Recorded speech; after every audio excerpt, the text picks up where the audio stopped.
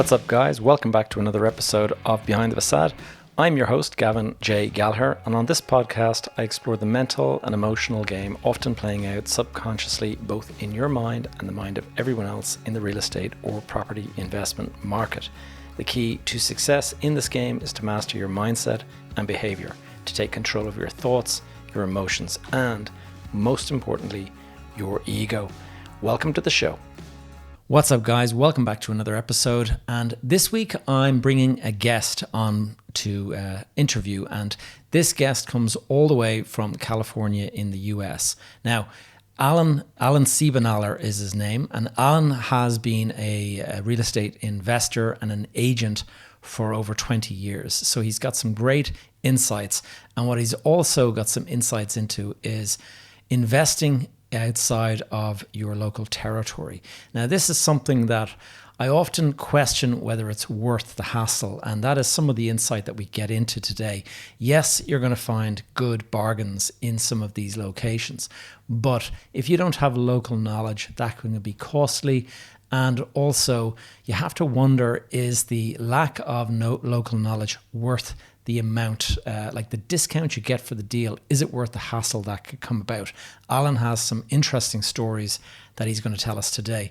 So I think you're going to find this one interesting. No matter where you're listening in from, there are some great insights, particularly around mindset and self-limiting beliefs. So without further ado, my conversation with Alen Siebenaler. Alen Siebenaler, welcome to the podcast. Thanks for having me. Alen, it's great to have you on, and it's not often we get to talk to somebody who is all the way over in California, sunny California, I'm assuming. I see the surfboard behind you there, so you're obviously a surfer, and we might get into some stories about that. But for the people who are listening in, we have quite an international audience all the way, to Australia and Singapore and stuff. And then obviously I'm in here in Ireland and we've got people listening in the UK, but you're based in the US. So can you just give us a little bit about who you are and what you do? Yeah, absolutely. I am a 23-year-old real estate investor and real estate agent. I've been living here in California for longer than that. I grew up actually in the Midwest in St. Louis, Missouri, mostly. So right smack dab in the middle of the country. But I got to come out here to California to go to university. And once I moved to the coast, I just, stayed. So I've been along the coast here, basically between Malibu. I went to Pepperdine in Malibu. And then now I'm in Santa Barbara, which is about 90 minutes north of Malibu in Los Angeles, right on the coast. And yeah, it's home. It's a beautiful spot. Yeah, I have relatives living in, I think it's Manhattan Beach. So it's down the road a bit.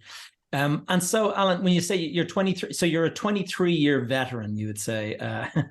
You're not 23 years old. Correct. And tell us, if you can take us back to the early days. I always like to kind of give a bit of context because we got a lot of different people listening in, and, describe young Alen coming out of school and, what got you interested in the idea of investing in property?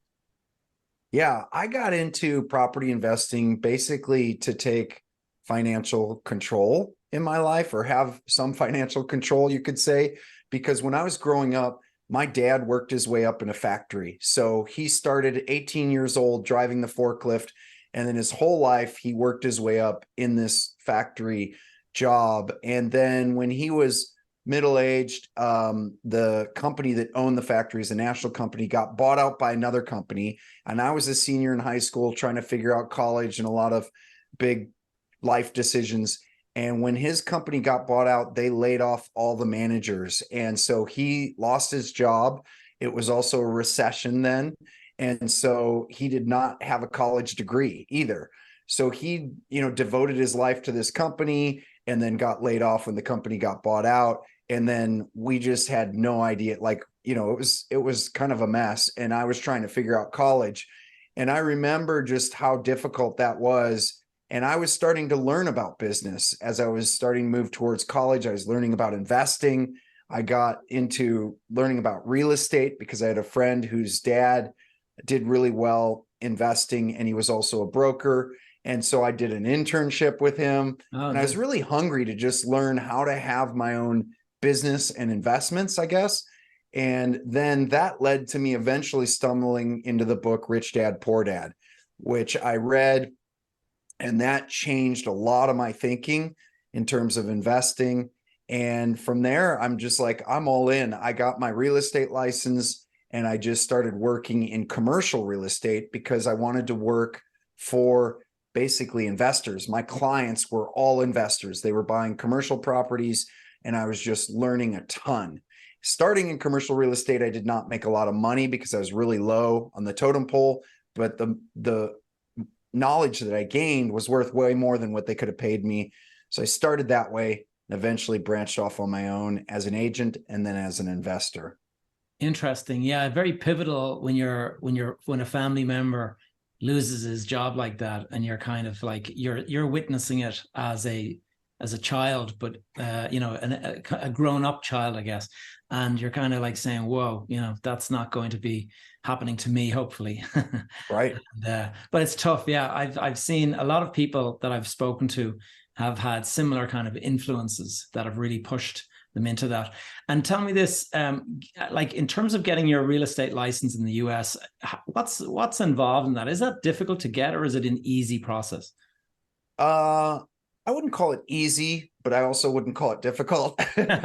So, what's interesting is it's divided by state. So depends what state you are in. Some states are just, I would say, super easy, and other states are a bit more difficult. California, where I am, seems to make everything difficult. So everything's more complicated in California, more litigious, more, and so it takes a bit, but it's just a process of going through the classes and then eventually taking an exam. I'd say it takes 6 months maximum if you're really going for it. And the complicated part then is actually, doing the business and Yeah. getting up and going. Your first few years can be hard, but getting the license varies very much by state. And tell me that, yeah, and you mentioned when I was reading your backstory, you've done business in like 9 states or something like that. And Yeah. do you need to have a license in each of those states to do that? Great question. No, you don't. So as an investor, Yeah. as an agent, you do, or like if I, as an agent, if I'm helping someone sell a property in another state, then I can partner with an agent that does have a license in that state. Right. But as an investor, I can do business in any state. I can buy properties as the investor, obviously, and I can sell them even as the investor. But when it's an out-of-state property, I'll use an agent anyways. Yeah. But yeah. Local knowledge and all that kind of stuff. Yeah. Exactly. And tell me, Alan, would you describe yourself today? I mean, are your principal activities investment today, or are you still working as an agent? I'm doing both. I'm absolutely doing both. I'm working as an investor, and I teach and share kind of like we're doing today on that side of things. I work as an agent as well. But I am more and more, I've always been more and more steering into the investing side and the teaching side. And that's what we get to have fun with today. Yeah. But yeah, that's really where my heart is. I originally got my license as an agent to learn the investing side, right? So you could see it Yeah. was always my intent to be on that side as much as possible. And to be honest, the more you're on the investing side of things, the more control you have over so much, over your schedule, over your life, et cetera. When you're strictly working as a real estate agent, you are somewhat of a slave to your client's needs, right? Yeah. And so as you get more and more financial stability on the investing side, you can pick and choose what you're going to do as an agent, right? Yeah. But if you have no stability, no financial wherewithal on the investing side, and your sole source of income is working as an agent, then you're pretty much taking whatever comes your way. And sometimes that can be a little rough, and but that's how you get started. And then as you advance, you can pick and choose your clients and what you're going to work on and what you're not. And tell me, Alan, in terms of, I mean, that transition from agent to investor, like describe that time when I presume you got a big enough commission as an agent that you were able to make your first step into investing. Yeah, Kind of, it helps. I mean, for my personal story, my first transaction, which we can dig into, Yeah, was please. a condo in Los Angeles in Culver City. And at the time, my wife and I had started with property management. So we were getting like a reduced rent apartment in a nice apartment building in Santa Monica.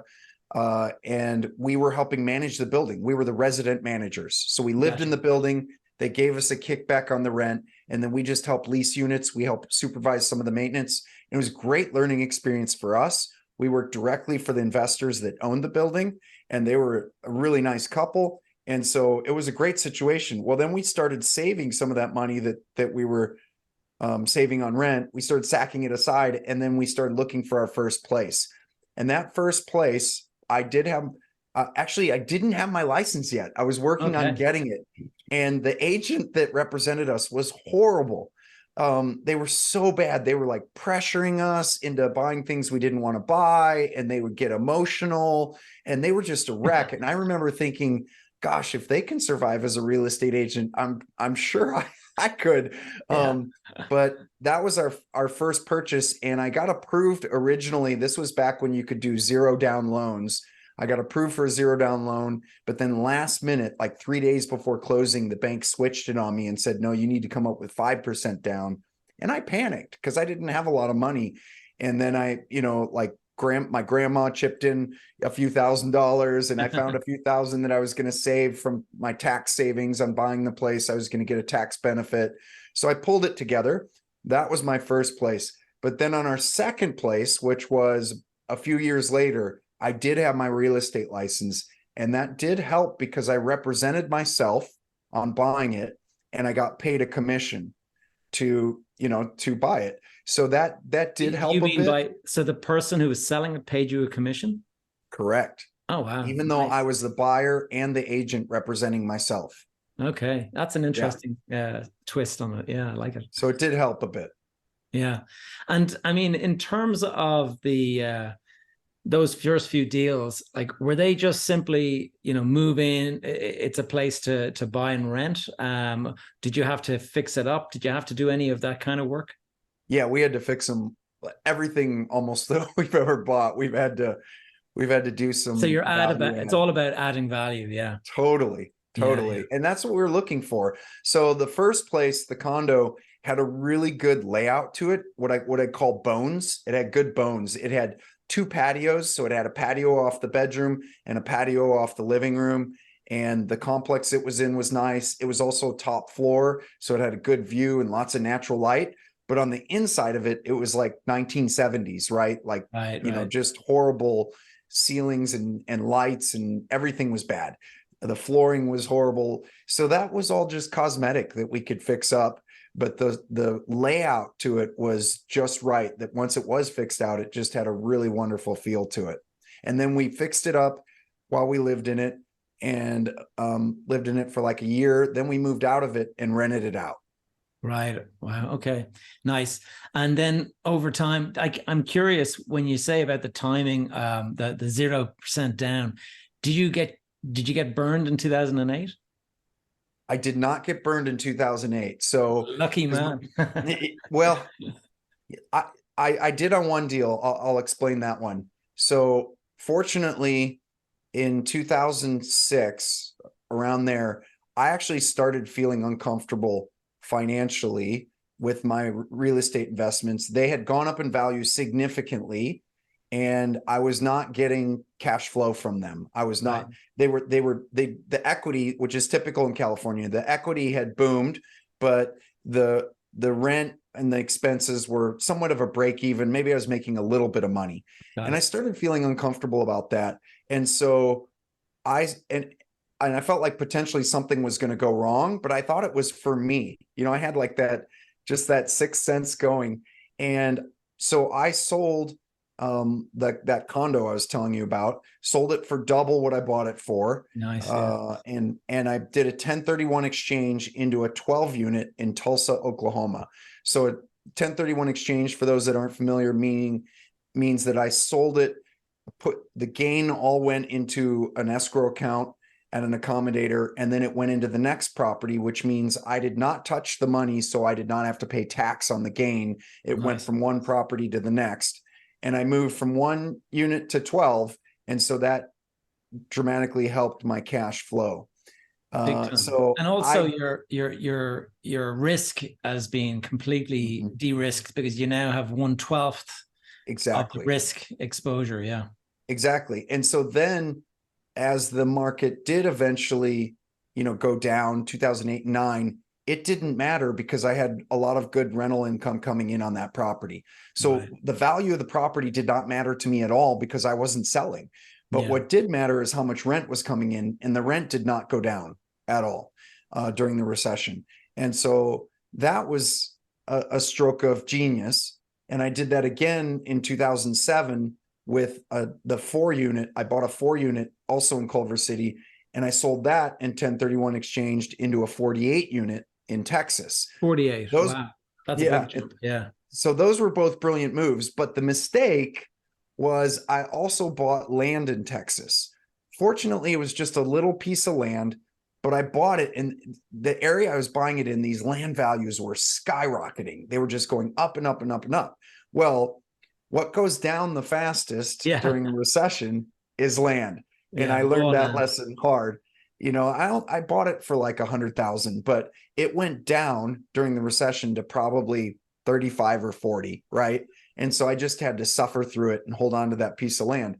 But the multifamily, the rents did not change during the recession. Actually, in Texas, they went up because they struck some oil down there, and I had oil workers coming down, and we started furnishing some of the units for them and renting furnished units.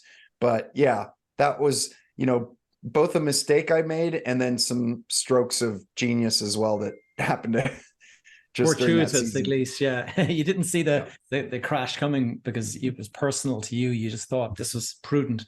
Smart move. I wish I could say the same. I went through a massive roller coaster ride in 2008.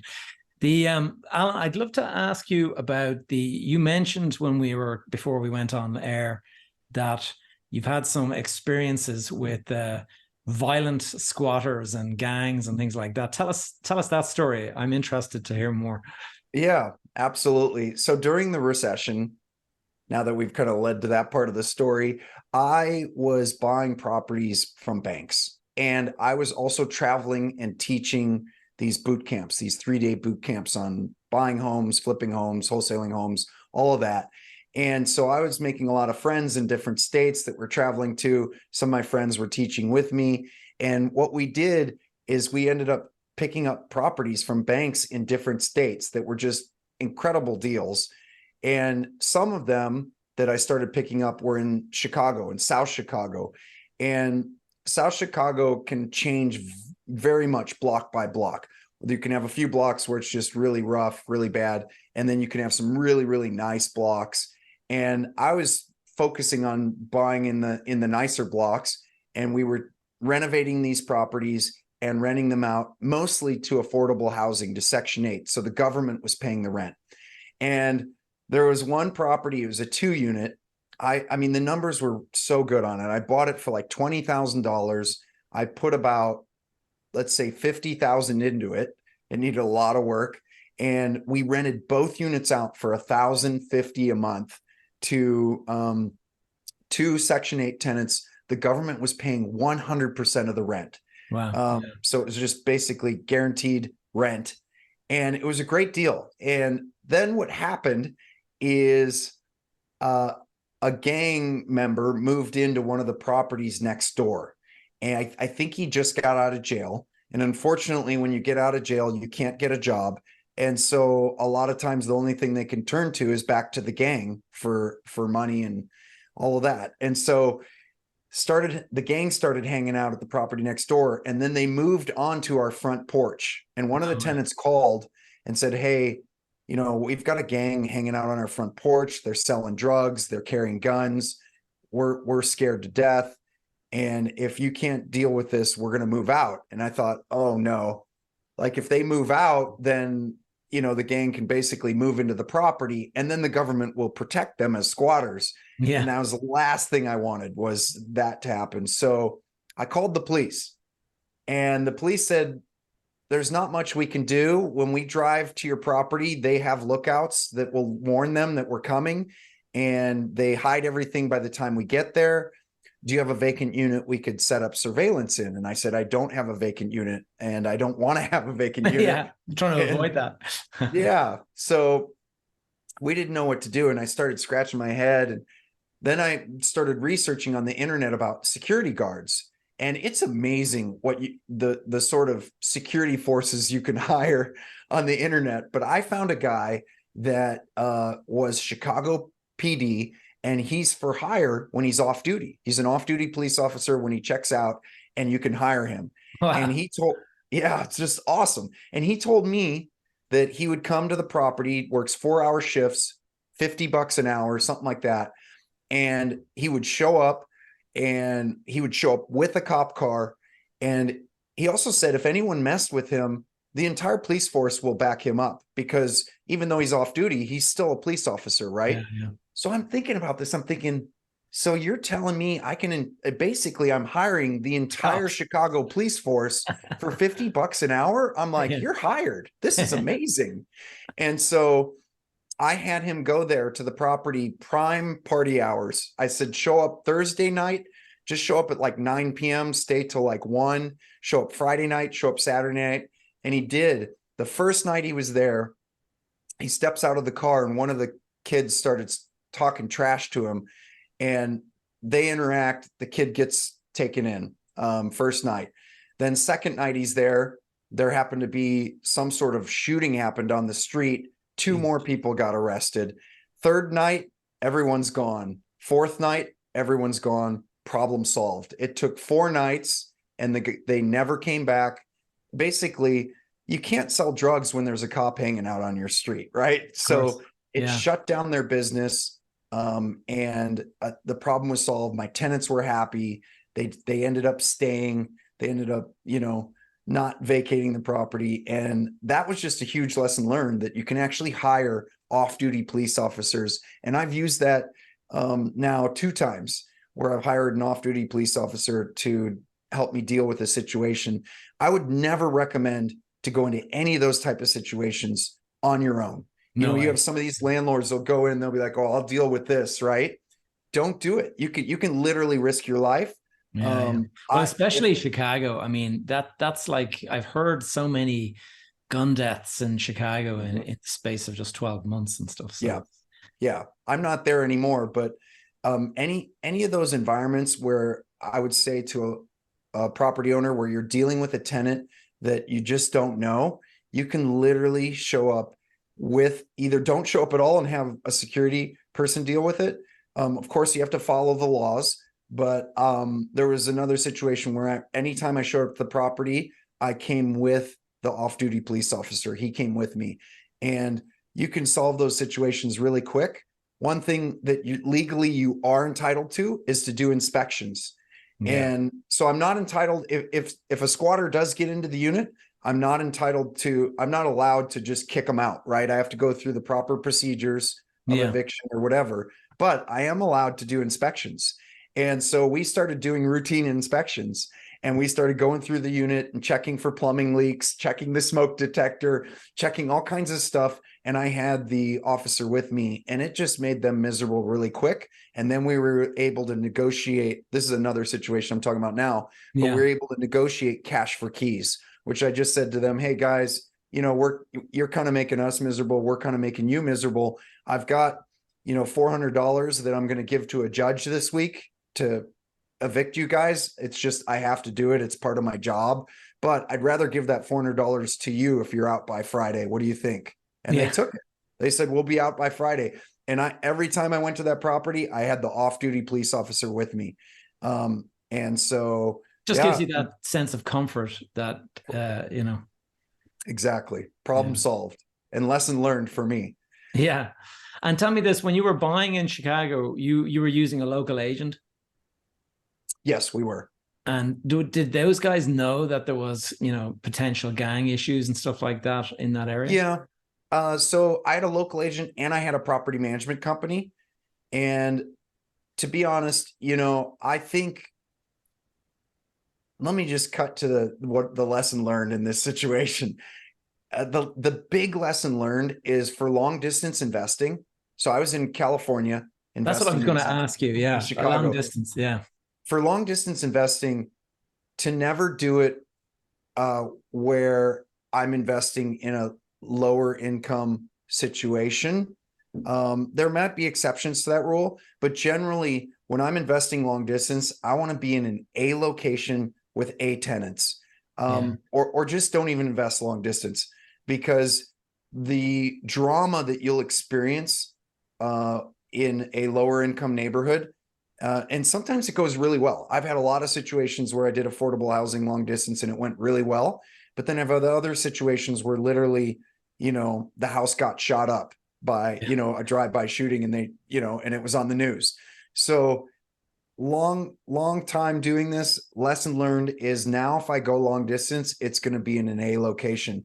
And maybe I get a property that I can still add value to, but I want to have just a demographic of tenants that are more stable, that have jobs, that don't have gang activity, just that type of stuff. Yeah. Checklist, no gangs, please. Yeah. Yeah. I was just thinking about in terms of the distance, because I have got coaching clients and things that they do look at properties that are cheaper in other areas. Mm-hmm. And the issue is just when it comes to the management kind of headaches that can take place when you have to, I mean, Chicago from California is quite a distance. I mean, it's several hours of a flight, isn't it? Mm-hmm. And so, I mean, what were the criteria that made you want to jump into a deal? Because it would obviously have to be a significant profit maker in order to warrant that hassle factor. Yeah, you get sucked in by the numbers, but the numbers are often a facade. So you think about it. I bought that 2-unit for 20 something $1,000. I put 50 so it looks like a into it. great bargain. Yeah. I put 50 into it. So I'm into it for 70, let's just say 80 with holding costs. And I rent each unit for 1,050, and it's government guaranteed rent. That is so tempting to build a portfolio like that. Yeah. But the drama that we went through, because that's about a 30% yield, isn't it? Or something. Yeah. Yeah. The yield is incredible. But then the drama that you go through, or if that tenant moves out and then the unit gets sacked, or squatters move in, or the gang, that sort of stuff immediately wipes out all that gain you thought you were going to get. And it adds a ton of drama and stress, which is even more important than the money, to be going through that type of stress long distance. That eventually just made it not worth it. That's where it's like, okay, you know what? If I'm going to go distance with my investments, then I'm going to go with a location. And now I'm to the point where I will only go with, large multifamily, because I want a professional management company managing the entire property. Yeah.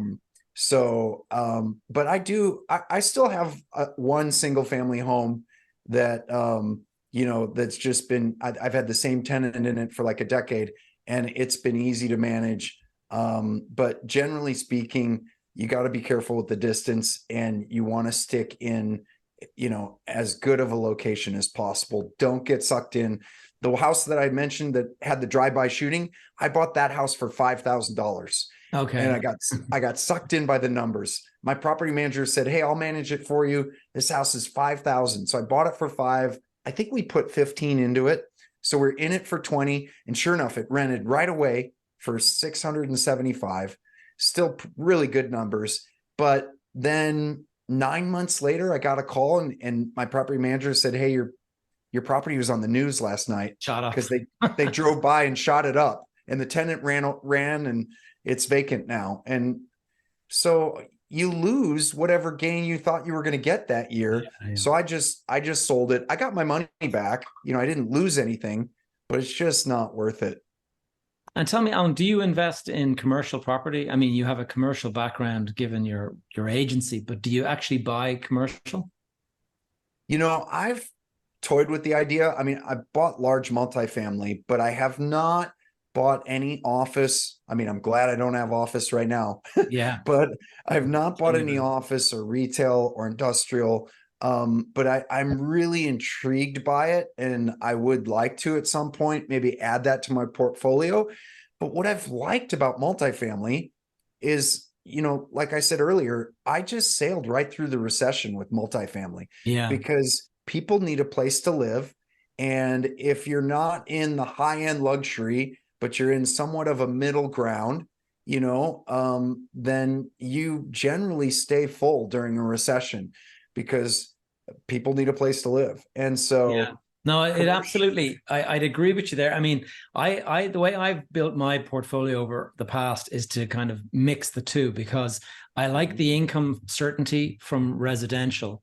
Yeah. But then if you want to have outsized returns, commercial is the way to go. Yeah. I've done deals where I quadrupled my money in 2 years in a commercial unit, and I bought it for 600,000. So we weren't talking small money. And this thing, you could never quadruple the value of a residential property. Right. And the work to achieve that was just to build 3 walls and split the unit into multiple smaller units, and then just lease it up and then sell it off as an investment, and huge increases in value. Yes. But I've been thinking about doing exactly that. Well, that's it. It's the arbitrage where you buy something that's priced as a large unit, split it into multiple units, and then you can I did that twice, 3 times, did really, really well. And then I bought one. And it's funny, you were saying earlier that you fall in love with the numbers, and you get intoxicated by the numbers. Like I saw another property, very similar, commercial property in a rough part of town. And I saw it was 500,000 to buy, and I had a tenant ready to move into it. And the moment they signed, the moment the ink was dry in the lease, that property was worth 1.2 million. And so I was thinking, I'm going to double my money here very quickly. And so I tried to get them to sign a lease agreement in advance of me buying it, but there was delays and stuff. So I had to close the deal and buy the property. And then I was waiting for them to sign. And long story short, they pulled out of the deal, and I was left with an empty unit that I paid 500,000 for. And I was like, okay, I'll try and find another tenant.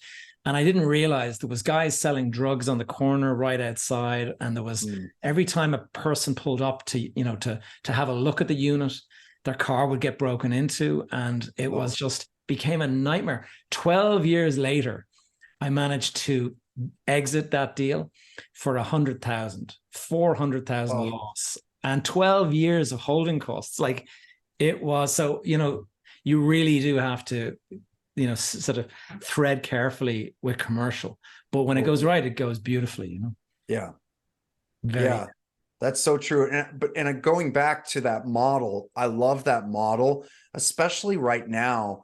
I think there's a trend towards people having small commercial space, especially if it's like a flex type space with a roll up door. Yeah. That stuff's beautiful. It's in high demand all across the country.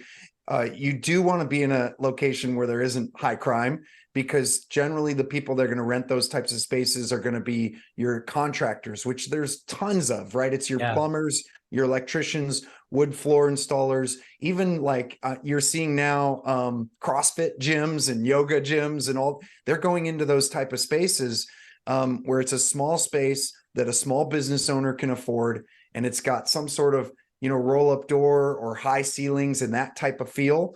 And it's just secure. As long as they're totally secure. Because contractors, the big concern is all of their equipment getting lifted, and that's it. Yeah.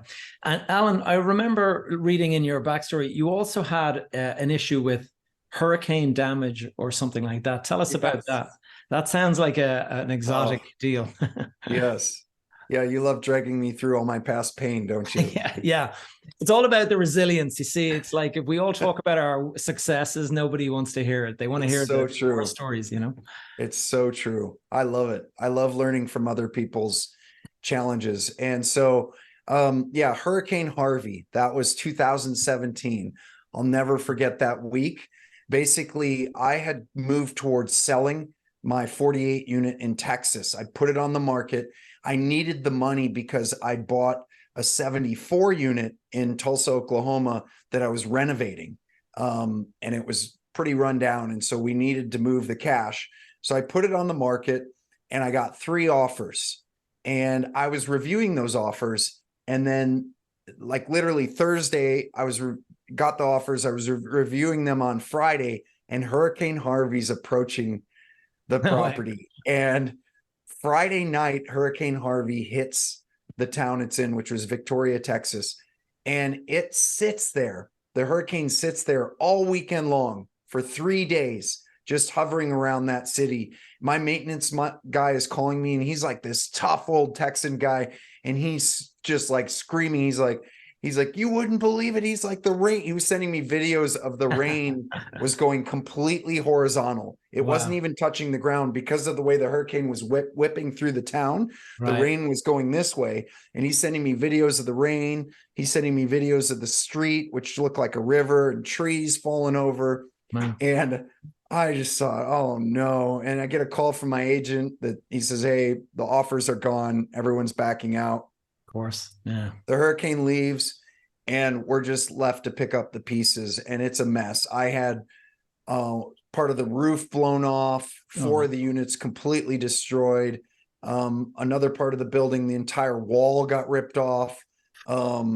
I had trees all over the place, looked like a war zone. Yeah. And I couldn't even get to the property for weeks because the roads were closed going in and all of this stuff. Yeah. And so we called our insurance company, right? And the insurance company did not return our call for probably like 3 or 4 weeks. I'm just doing, damage control. And so eventually they call us back. They say someone's going to come out and inspect. Well, they keep saying that and canceling it. And so then I hire what's called a public adjuster. And a public adjuster is someone that used to work for the insurance companies, but now they're for hire by private individuals to negotiate with the insurance company. Because I'm thinking, this is not going well. And I've never dealt with a situation this big. And that's one lesson learned, is when you go into a situation that's big like that and you feel in over your head, look for people that you can pull from, experts, mentors, whatever. But I basically got this public adjuster. He'd been doing it for insurance industry for 20 years. And he was negotiating on my behalf, and he was going to get maybe 10% of whatever claim we got total. Right. And he was going to take all the workload off of me. And so he started working on it. He worked on it for like a month. And then he called me and said, look, these guys are playing games. They're saying they're going to show up. They don't show up. They're totally overwhelmed.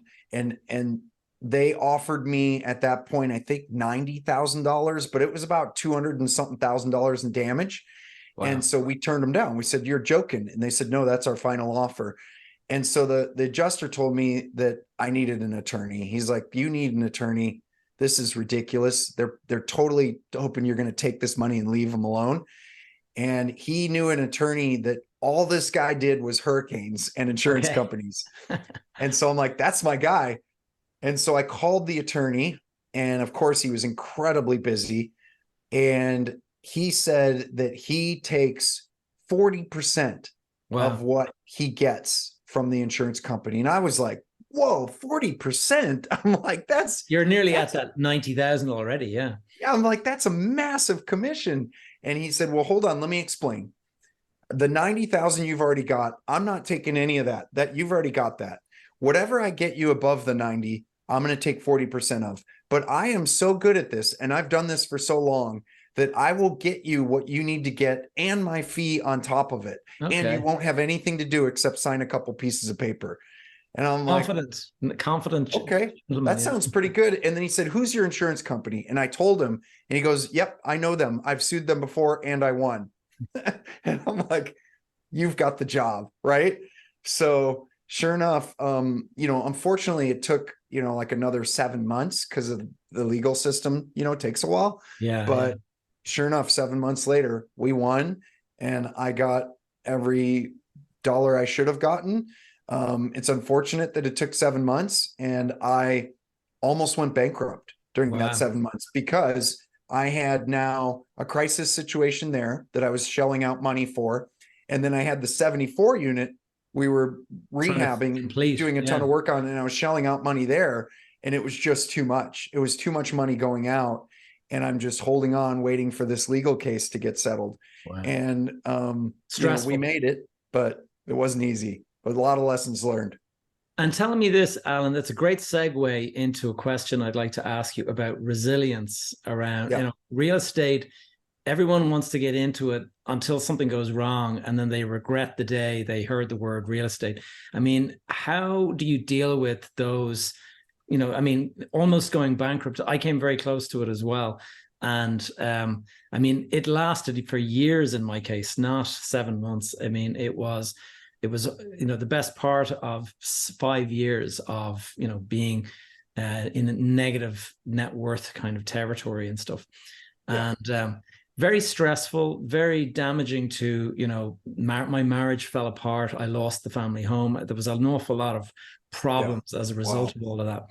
Yeah. And now I consider myself to be kind of a strong-minded, resilient person. Do you have any, how would you suggest is the best way to deal with that kind of stress that you're referring to? Yeah.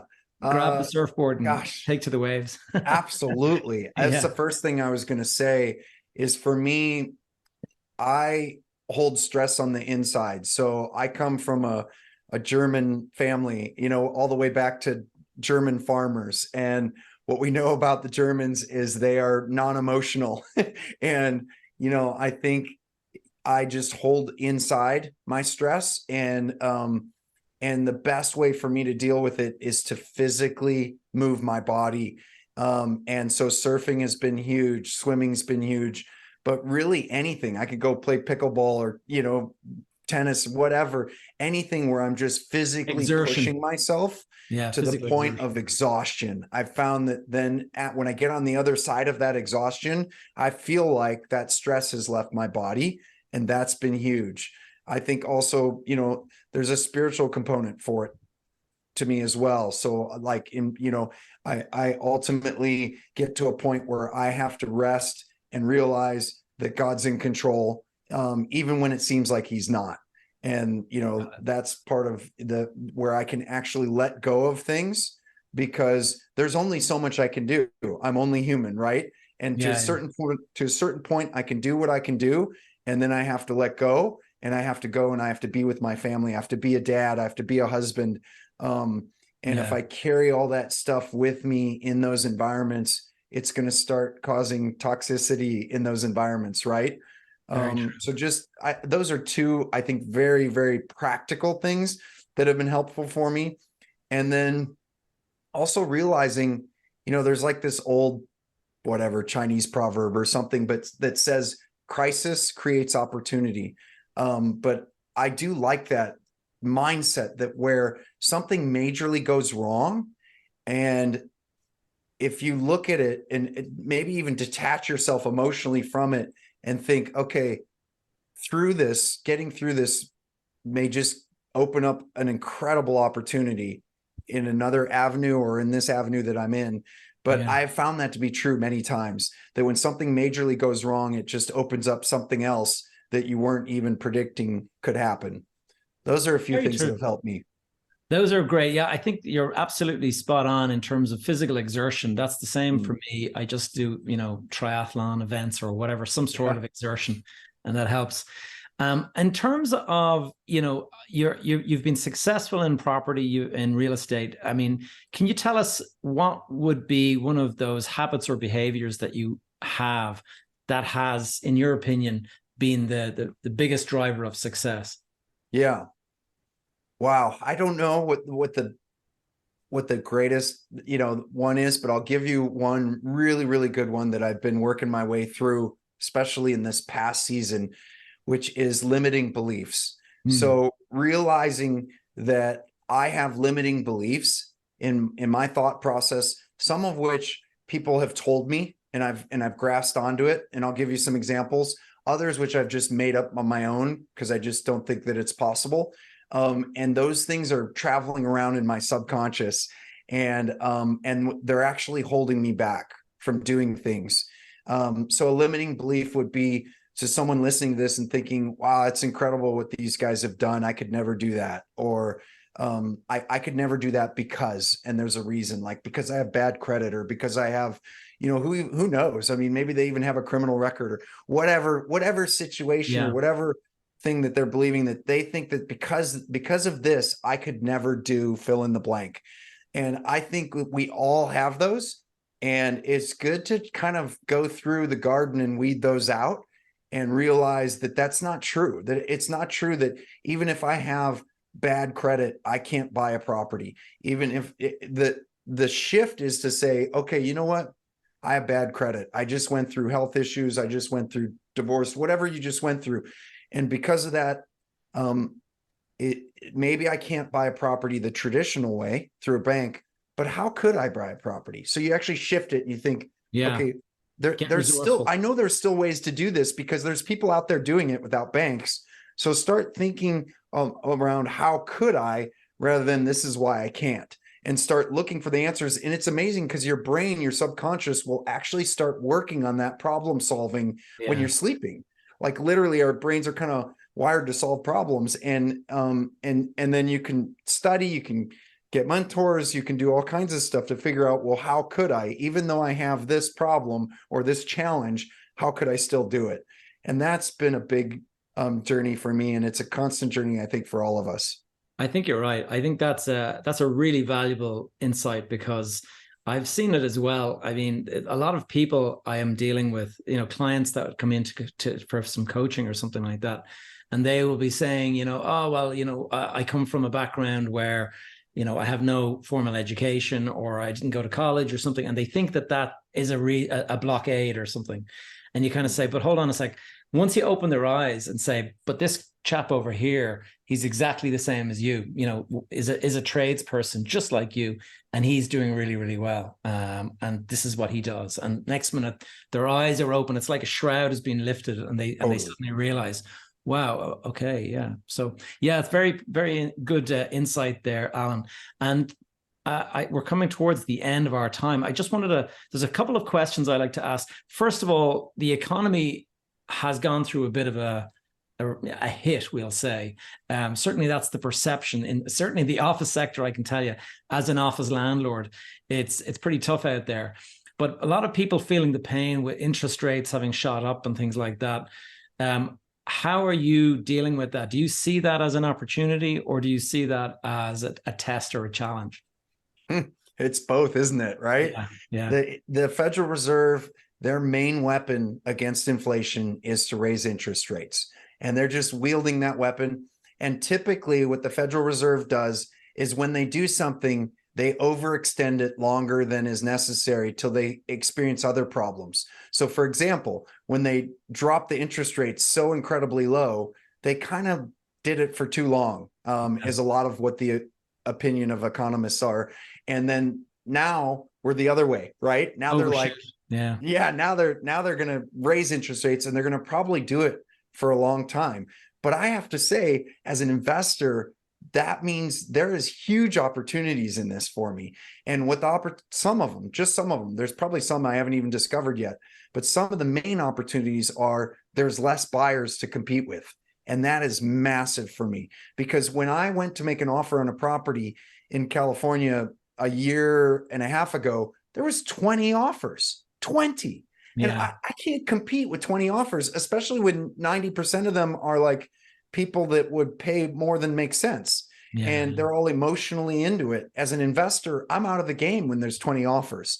And so when there's 0 offers, all of a sudden things can get very creative. Price can get creative, terms can get creative, the way it's finding, all kinds of creative things could happen.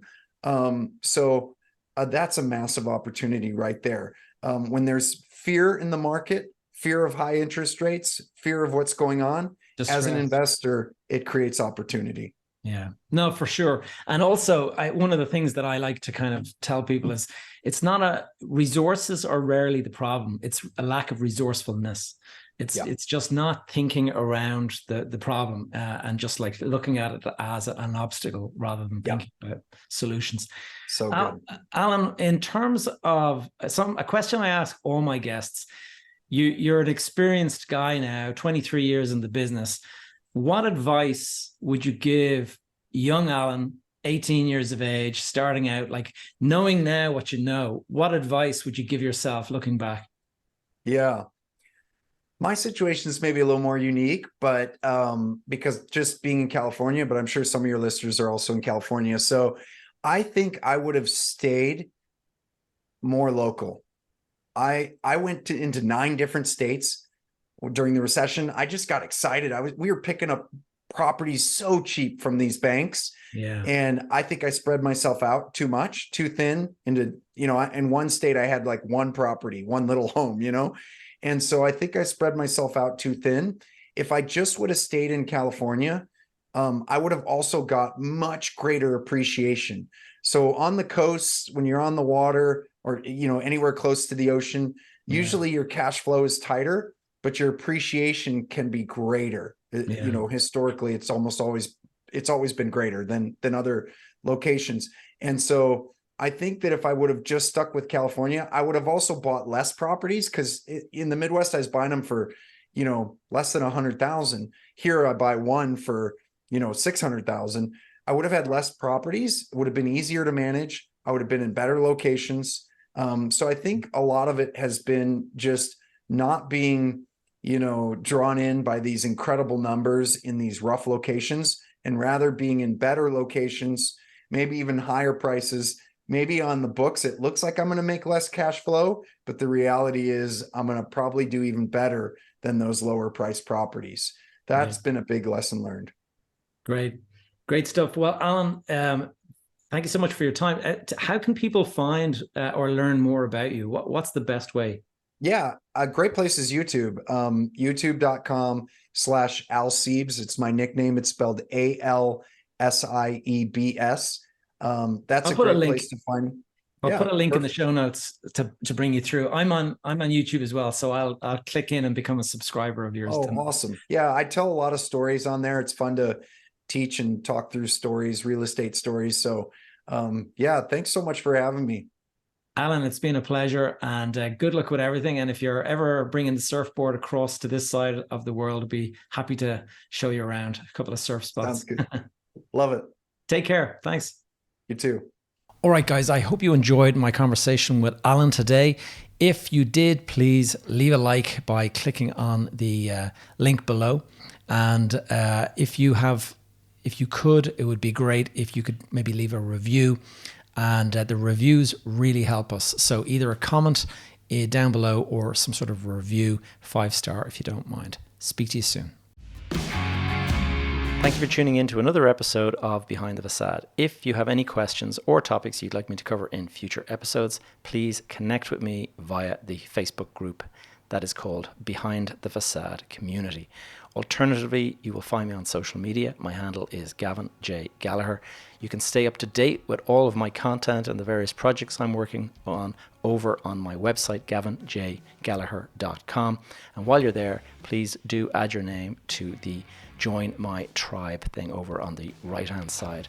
This will ensure you're kept up to date via my weekly newsletter. All of these links are in the show notes below. That's all for now. I will see you guys in the next episode.